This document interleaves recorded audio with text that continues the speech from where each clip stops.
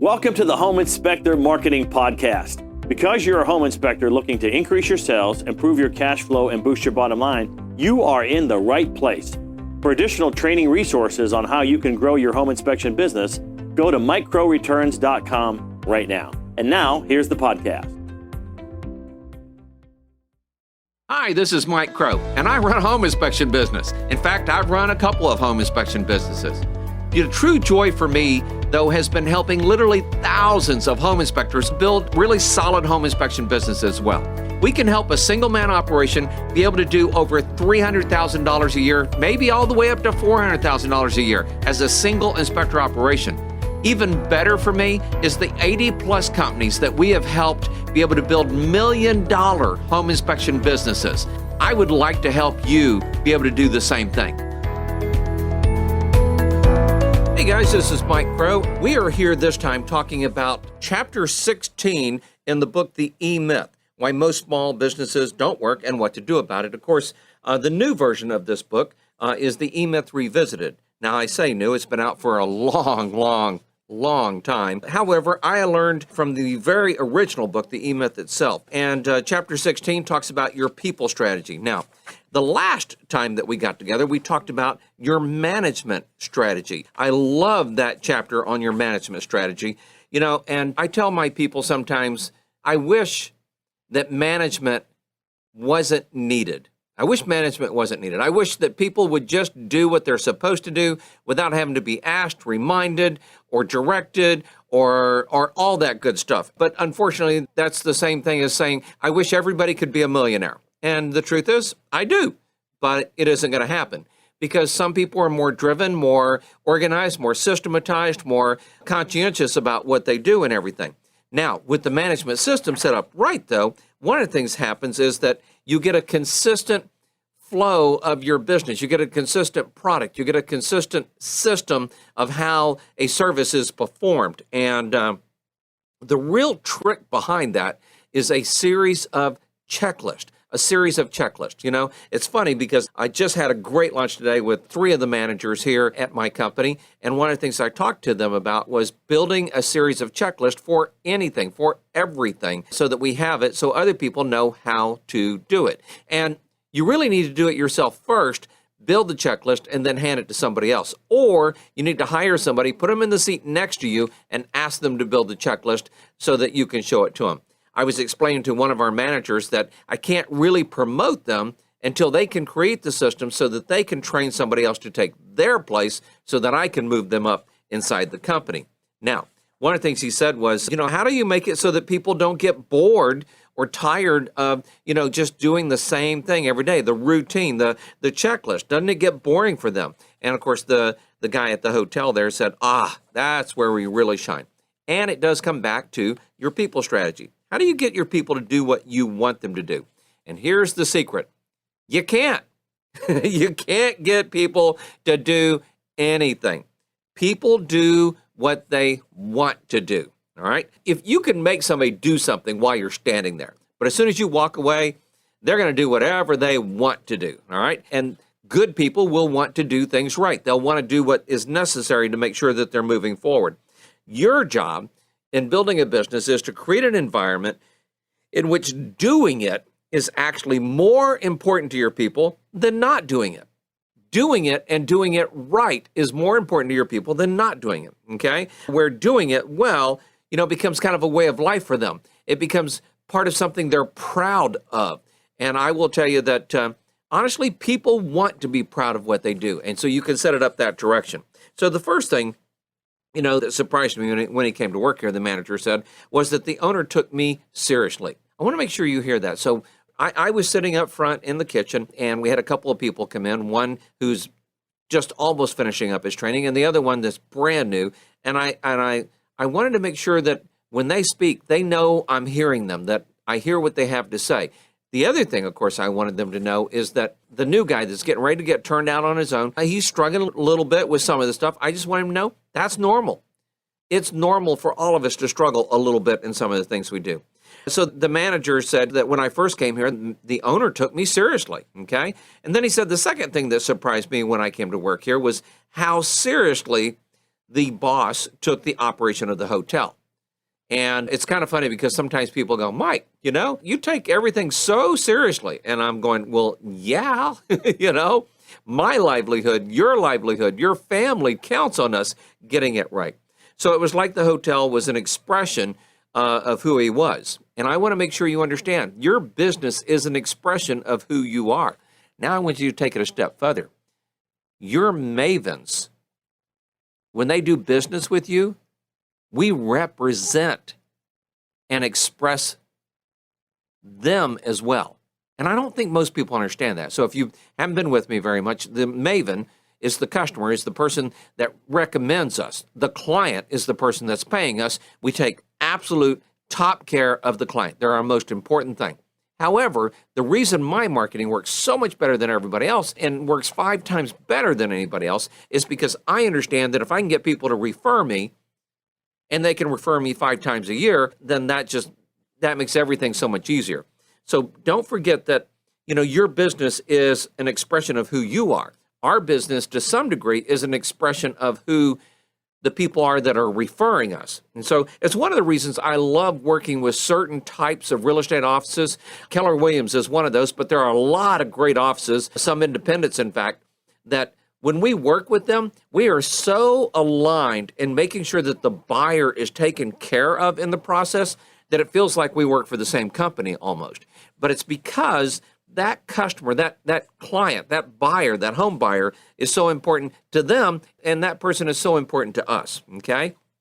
So as the manager went on, he said, it was clear to me why I have so much respect for this place. It's because I have so much respect for the business, for the boss, okay? And for the boss to take him seriously and to understand how everything is working there. And if I didn't respect the business, if I didn't respect the boss, I don't think I would be as good at what I am here to do, all right? So somehow the idea of what we do here becomes part of the drive for people to want to be able to do that. And honestly, that is you. You, as a business owner, you are the systems. You are that drive. You are that goal that people are trying to obtain. And you need to make sure you set it high enough and worthy enough that people want to do it. And so he said that's why he took so long to communicate to me on the first day.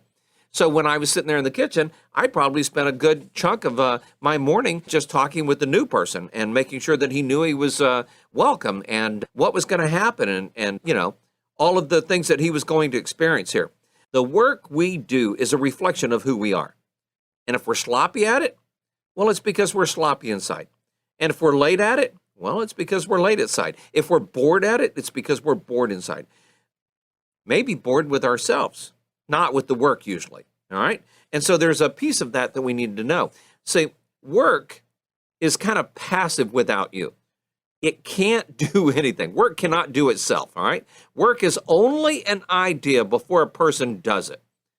I like to tell people that things happen twice, once in your mind and then once in reality. So when I have a job to do, part of my mind is thinking through that from start to finish of what that job will look like. And I could sit out in front of a house before I went in to do the inspection. I could sit out in front of a real estate office before I went in to do a presentation. I can sit in front of a group of home inspectors that I'm getting ready to coach, and I know what's going to happen. I know what I'm going to say. I know what I'm expecting them to get out of it before it happens because it's all in my brain, okay? Work is only an idea before a person does it. But the moment we do it, the impact of that work on the world becomes a reflection of that idea and the idea behind the work, as well as the person doing it. So there's no such thing as an undesirable work. When I'm working, especially with managers and different people, I tell them, man, if we have to empty the trash, that's what we do. If we have to walk around the outside and pick up trash, that's what we do. We have a place here in town called Sewell's Cadillac. And the city was supposed to clean the street in front of their place. And sometimes the city did, and sometimes the city didn't. So he actually hired some people, and I think eventually even bought their own vehicle to literally clean up in front of the street and everything to make sure that that part of the street was just like super clean and super nice. And there is no undesirable work. Somebody at Walt Disney said they were there for orientation, and a lady came in and she said, by the way, how many of you are here to be like custodians to help keep the park clean? And like 3 people raised their hand. She said, I must have misspoken here. How many of you are here to make sure that the parks are kept clean? And a couple more people raised their hand. And she said, all right, so maybe I'm not saying this right. Let me be clear. You're all here to make sure the parks stay clean. We're all custodians. And the truth is, in my business and your business probably, it's the same way. How many of us are here to, make sure if there's trash laying on the floor, we pick it up? If there's something out of place, that we put it back, okay? And so there is no such thing as undesirable work. Walt was known to pick up trash himself. It's funny because you go to Walt Disney World, if you just go sit somewhere, you'll watch the clients, the customers, the attendees, the whatever you want to call them, the guest at Walt Disney World pick up trash as much as the employees do sometimes, okay? And there are certain people out there, though, that will see certain kinds of work as undesirable. You need to make sure that everybody understands we do whatever it takes. I like to write that into the agreement a lot of times. We do whatever it takes to make sure that the business is taken care of. And you want to make sure that they feel this way, not after they've done the work, but even before they've done the work, all right? And you want to make sure that the result is not sloppy, inconsistent, inhuman, or any of that. You want to make sure that they see the opposite. And the reason that it's different is because we want everybody to work here, and we want them to have the opportunity to make the choice here. And by the way, we do that by making sure they understand the idea behind the work they're being asked to do. So a lot of times people will think, oh, well, the reason we're doing this is because somebody needs a report. No, that's not it at all, okay? Oh, we're doing this because we want to make sure the floor is clean. No, not it at all, okay? One of my favorite stories about people, especially people strategies, was somebody went into NASA once, and they were walking down and they saw somebody, and they said, what is your job here? And he went, oh, I'm helping put a man on the moon. That was his job. I'm helping put a man on the moon. That's the idea behind all of the work. Turned out he was the janitor or custodian, okay? He emptied the trash. He mopped the floors. But his job, the way he saw his job, was that he was helping put a man on the moon, all right? And it's the thing that we want to make sure everybody sees. We really want to make sure that everybody has a safe and wonderful home to live in, all right? And my whole philosophy, of course, is we are here to help people help themselves. We are here to help people help themselves. You'll hear me say that over and over again as you get to know me a little better. The guy said, it's the very first place I've ever gone to work where there was an idea behind the work that was more important than the work itself. More important than the work itself. And the idea the boss expressed to me was broken down into 3 parts. Now, the first part was that the customer's not always right. But whether he is or not, it's our job to make him feel that he's right. The second says that everyone who works here is expected to work toward being the best he or she can possibly be at the task that they're accountable for or they're responsible for, okay? And then the third says that the business is a place where everything we know how to do is tested by what we don't know how to do, and that the conflict between the two is what creates growth, which creates meaning. So, first, customer's not always right, but we want them to feel like they're always right. Second, okay, we want to be the best we can possibly be at everything we do. And third, okay, we want to make sure that this is a business, is a place where we know what to do because it's been tested, but we're willing to test and try new ideas, and all of it comes back to the meaning that we have behind the business. So a business is like, well, let's look at it this way, as the book describes it. A business is like a martial arts practice hall, a dojo, as they like to say, a place where you go to practice being the best you can be.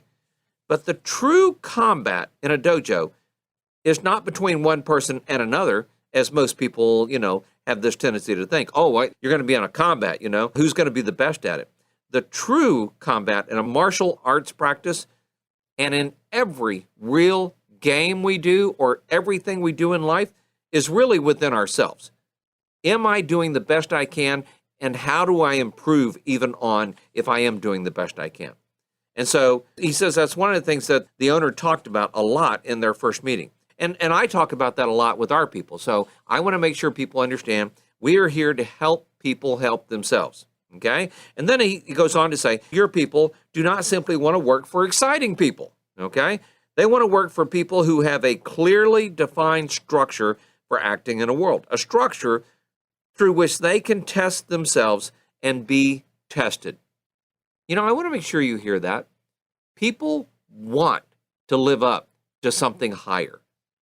If there's a person doing that, let's say it's to put a rocket ship in space. Let's say it's to build a car. Let's say it's to build a toy, whatever it is. It isn't about putting the nut on the bolt. It's about what is done with that final product, that whole thing. And so everything you do, though, can become a game. And I will tell you that as a home inspector, I used to play games with myself all the time. How fast can I get this done? How quickly can I get something done? How accurate can I be? Can I say something that will make people laugh? Can I say something that will make people go, oh, I get that? What can I do? So everything became a game for me during the inspection process. And there's nothing better than a well-conceived game. And so in every business, okay, you need to make sure that you have and help create the games for people. A game to be played in which the rules kind of symbolize the idea you, the owner, have about the world. And if your idea is a positive one, your business will reflect that optimism. And if your idea is a negative one, well, your business will reflect that as well. We don't want that, do we? Okay? And so the degree to which you buy into your game depends upon how you communicate the game to them. And at the outset of your relationship, it's so much easier than doing it after everything has begun. So your people strategy, that's what we're talking about here, people strategy, is the way you communicate this idea. It starts out with your primary aim and then your strategic objective and continues through your organizational strategy, your organizational chart, and the position contracts, and then the operations manual that define the work that the people have to do. All of this leads up to creating the game. And the game your business is putting out there. So first, last, and always is about how you act. How are you going to act? So for instance, with our inspectors, we're telling them, hey, you want to be 30 minutes early. You want to dress exactly this way. This is how they are acting. We have a 17-point introduction. I think it's actually an 18-point introduction now that we want to make sure that the inspectors go through, okay? And you don't want it to become cynical. You want it to make sure it can kind of come alive and people can come alive while playing it. The game has to be real. You have to mean it. You have to want to make sure that it's real, not just for them, but for you as well. And don't ever forget the game they're playing, as much as the game you're playing, is a measure of you. And how you act in the game establishes how you will be regarded by the other players. As always, if you have a question for Mike or just want to say hi, send an email to hello@coachblueprint.com. And remember, Be successful and be around those that are successful, because the more money you make, the more people you can help.